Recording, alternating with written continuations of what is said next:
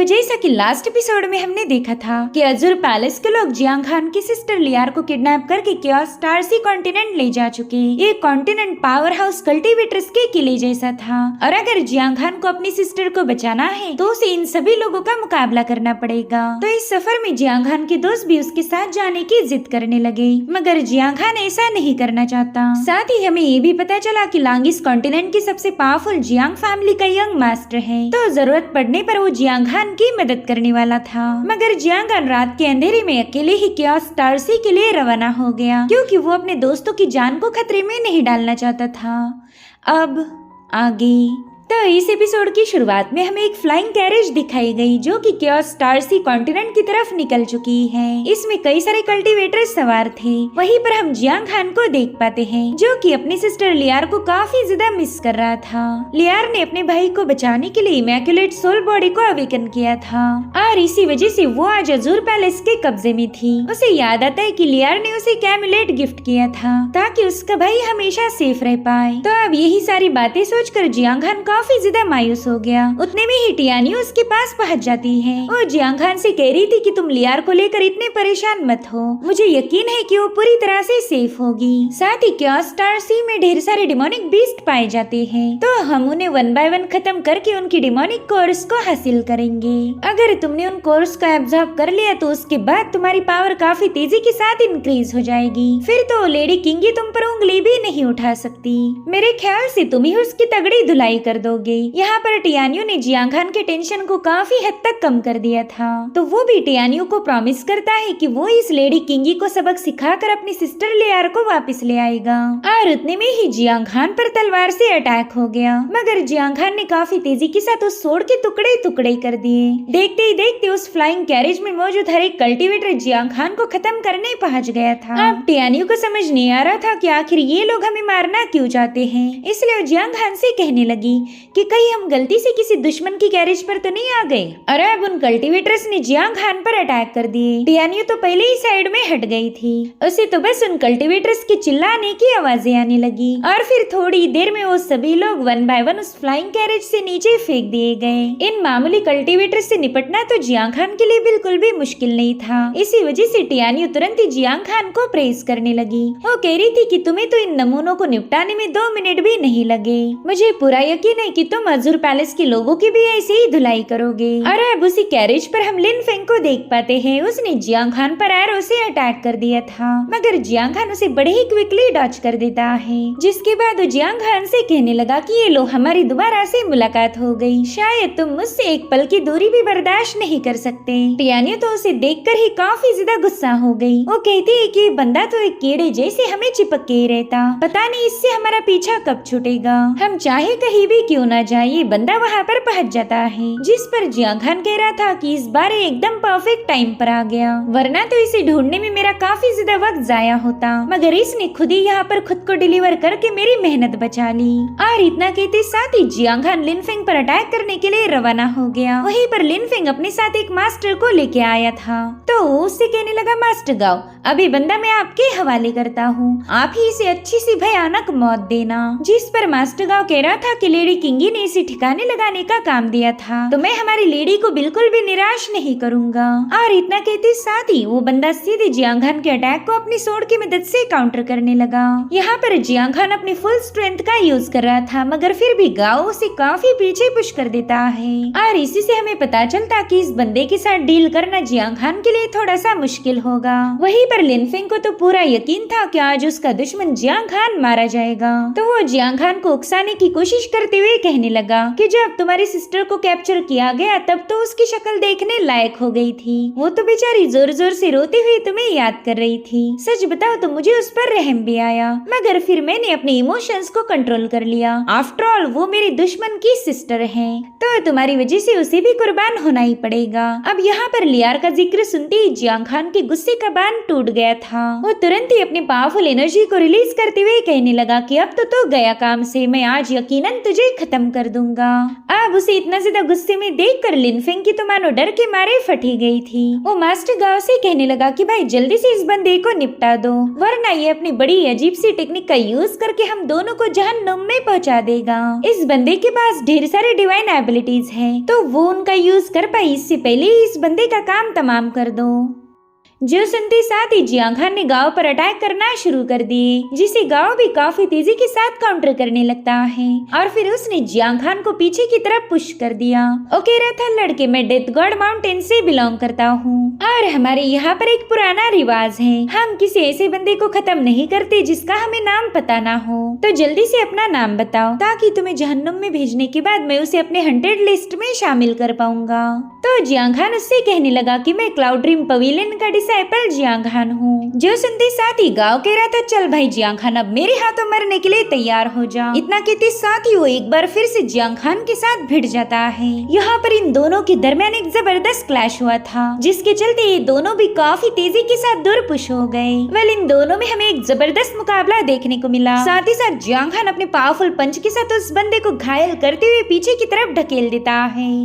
जो देख गाओ अमेज होते हुए कहने लगा कि अरे वाह तुझ में तो वाकई दम है, मुझे लगा नहीं था कि तुझ में इतनी ताकत होगी। तो जियांग खान उसे इशारा करते हुए कहने लगा कि चल तेरे में जितनी पावर है उसका पूरा यूज कर ले, क्योंकि ऐसी फालतू टेक्निक का यूज करके तू मुझे बिल्कुल भी हरा नहीं पाएगा। तो बंदा भी अपना एक पावरफुल स्लैश अटैक रिलीज करते हुए कहने लगा कि बच्चे तूने मुझे उकसाना नहीं चाहिए था, अब अगर मैंने तेरी वाट नहीं लगाई तो मेरा नाम बदल के रख दे। वहीं पर जियांग खान ने अपनी tiger roars in the mountain technique को एक्टिवेट कर लिया। उसके टाइगर फॉर्म ने जाकर बड़े स्टाइल के साथ उस बंदे के स्लैश अटैक को काफी आसानी से डिस्ट्रॉय कर दिया, जिससे वहाँ पर एक जोरदार एक्सप्लोजन हो चुका था। तब तक गाओ उस पर एक बार फिर से अटैक कर देता है। हालांकि जियांग खान उसके हर एक अटैक को काफी रैपिडली काउंटर करने लगा। गाओ तो समझ गया कि उसका अपोनेंट इतनी आसानी के साथ उसकी लिस्ट पर शामिल नहीं होने वाला। वो जब भी जियांग खान पर हमला करता जियांग खान वहाँ से साइड में हट जाता, जिसके चलते उसे घायल करना गाओ के लिए और भी ज्यादा मुश्किल हो गया। और फिर जियांग खान ने सही मौका मिलते ही अपने शैडो डीमन को समन कर लिया। उसका शैडो डीमन बड़ी तेजी के साथ उस बंदे की बॉडी में एंटर करते हुए उसे घायल कर देता है और फिर जियांग खान ने अपनी एक ही स्ट्राइक में उस बंदे को निपटा दिया और अब उसने अपना रुख लिनफेंग की तरफ मोड़ दिया। लिनफेंग की तो मानो फटके चार हो गई थी। वो तो तुरंत ही वहाँ से भागने की कोशिश कर रहा था, मगर जियांग खान उसके सामने आकर उसका रास्ता ब्लॉक कर देता है और अब वो लिनफेंग का हाथ मरोड़ते हुए उससे कहने लगा कि तूने तो पहले ही यहाँ से दफा होना चाहिए था, अब तो भागने के लिए काफी ज्यादा देर हो गई। और फिर वो उसके पेट में अपना नी मारते हुए उसे तुरंत ही नीचे की तरफ पटक चुका। लिनफेंग कह रहा था जियांग खान मैं जानता हूँ मैंने तुम्हें काफी ज्यादा परेशान किया, मैंने शुरू से ही तुम्हारी मुश्किलें बढ़ाई, मैंने ही अज़ुर पैलेस के लोगों को तुम्हारी सिस्टर के बारे में बता दिया था, वरना तो उन्हें कभी पता ही नहीं चलता कि लियार के पास इमैक्युलेट इमॉर्टल सोल बॉडी है। मगर जियांग खान तो उस पर कोई रहम नहीं दिखाता, उसने लिनफेंग की जम की धुलाई करना शुरू कर दी थी, क्योंकि इस बंदे ने वाकई जियांग खान के नाक में दम करके रखा। हर बार ये कोई न कोई चालबाजी करके उसे परेशान करता था, इसलिए आज जियांग खान अपना हिसाब बराबर करेगा। यहाँ पर उसने लिनफेंग को चोक करते हुए हवा में उठा लिया था, जिससे लिनफेंग को तो काफी ज्यादा तकलीफ होने लगी। वो अपनी चोकिंग वॉइस में उससे कह रहा था कि प्लीज मुझे माफ कर दो, आफ्टर ऑल हम दोनों एक ही सेक्ट के डिसाइपल हैं। मैं तुमसे वादा करता हूँ कि आइंदा से कभी तुम्हारे खिलाफ सोचने की भी जरूरत नहीं दिखाऊंगा। तो जियांग खान उसे नीचे पटकते हुए उस पर एक जोरदार लात जड़ चुका। वो उससे पूछता है कि बताओ मेरी सिस्टर कहाँ पर है, जिस पर लिनफेंग बताने लगा कि मैंने उसे अगवा नहीं किया था कि अज़ुर पैलेस की लेडी किंग ही किसी इमैक्युलेट सोल बॉडी की तलाश कर रही, तो हमने उसे वो बता दिया जो हमें पता था और इसके बदले में लेडी किंगी ने मुझसे वादा किया था कि वो तुझे खत्म करने के लिए अपनी पावरफुल कल्टीवेटर भेजेगी, तो इसी वजह से मैं उसकी बात मान गया। जियांग खान मेरा यकीन करो तुम्हारी सिस्टर लेडी किंगी के कब्जे में है और मैंने बस उसे लियार की इन्फॉर्मेशन दी थी, अब लियार कहाँ पर है मुझे कोई आइडिया नहीं। अगर तुम्हें ब्लेम करना ही है तो उस जियान को करो, तुमने अपनी सिस्टर को संभालने की जिम्मेदारी उस पर सौंपी थी और जिसे वो बिल्कुल भी फुलफिल नहीं कर पाई,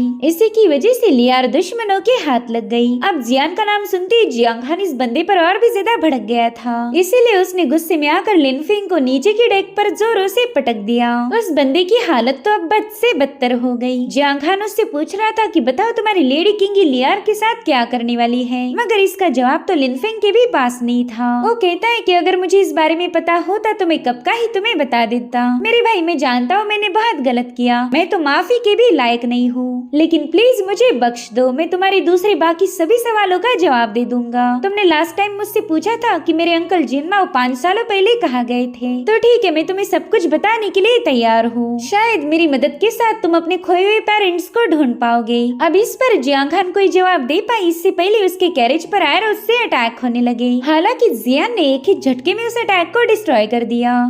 जियांग खान तो जियान को वहाँ देखकर काफी ज्यादा हैरान था और ये बंदी भी फिलहाल जियांग खान पर काफी ज्यादा गुस्सा थी। वो कहने लगी कि हम सब मिलकर क्योस स्टार से जाने वाले थे, मगर तुम्हारी हिम्मत तो देखो, तुम अपने दोस्तों को छोड़कर मुंह उठा के अकेले ही चले आए। अब तुमसे तो मैं थोड़ी देर बाद में निपट ही लूंगी, तुम्हें अच्छे से सबक नहीं सिखाया तो मेरा नाम बदल देना। उतने में ही इन पर एरोस से अटैक हुआ था, मगर तभी शिबिंग वहाँ पर पहुँच जाती है। उसने तुरंत ही अपनी आइस पावर का यूज करते हुए वहाँ पर एक फॉर्मेशन सेटअप किया, जिसकी एनर्जी से वो सारे एरोज आइस में कन्वर्ट होकर नीचे गिरने लगे।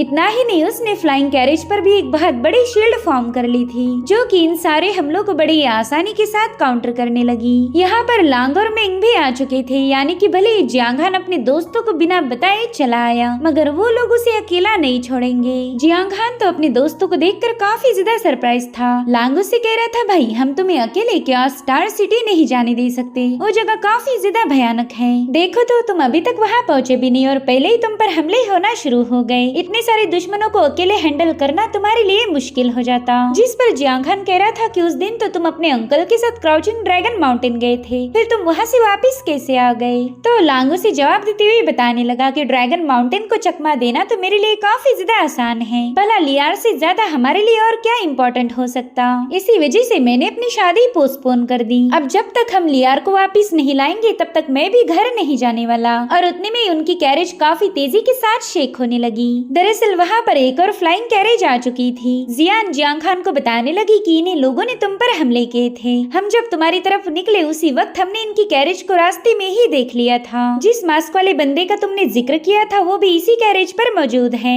इधर लिनफेंग को भी जिंदगी की एक उम्मीद मिल चुकी थी। वो अपने साथियों को वहाँ आता हुआ देखकर तुरंत ही उनसे रिक्वेस्ट करने लगा कि प्लीज मुझे बचा लीजिए, वरना ये जियांग खान मुझे मार देगा।